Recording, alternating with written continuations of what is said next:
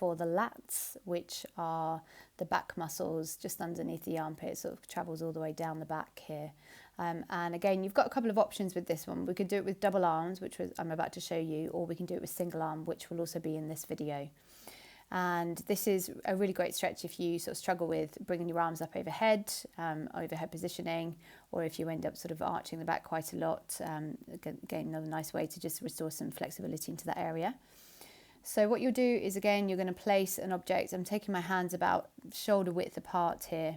Now, that's not black and white, so you might need to take the arms slightly wider, especially if you've got very tight shoulders, or if you've got quite mobile shoulders, you can probably keep them quite narrow and about shoulder width. So play around with the distance and see what works for you.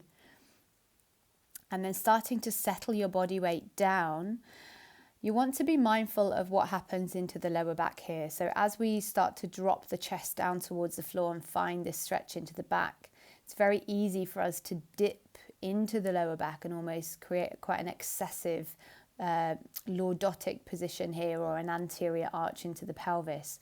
So what I'm doing here is I'm purposely creating a posterior tilt in the pelvis, engaging through my abdominals, lengthening out my lower back to make sure the stretch is getting into this area of the body rather than just stretching or just opening up this lower back area.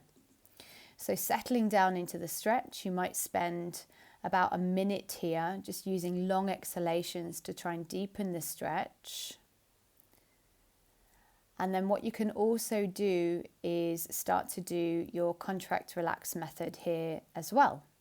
So with that, you would push your hands into the object, which I'm about to do so I'll fast forward it to that area. So here we go. So I'm pushing down, creating a contraction into the lats, and then for 5 seconds, then I'm releasing and deepening the stretch. You can see it there. And I think I'm going to do that one more time. So I'm pushing in, you can see my contraction sort of kick in into the back area, and then I'm releasing that stretch and then coming deeper into the stretch as I relax.